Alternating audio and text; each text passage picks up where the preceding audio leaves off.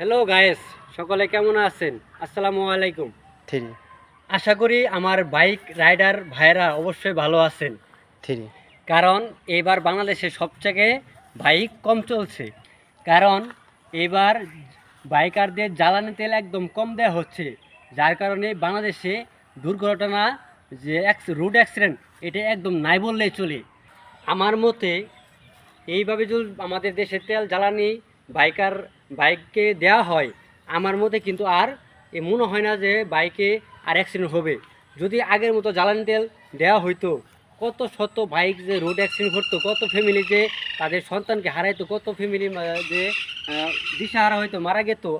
তো এইভাবে যে জ্বালানি তেল দিতে আছে, যদি সংকট না হয়, যদি এইভাবে তেল দেওয়া হয়, আমার মতে মনে হয় যে না, ঠিক আছে। কারণ এইভাবে তেল দিলে আমাদের রোডে কোনো অ্যাক্সিডেন্ট হচ্ছে না, খুব সাবধানে সবাই মোটরসাইকেল বের করছে, সবাই তেলের সংকটের কারণে সেফলি সবাই গাড়ি চালাচ্ছে।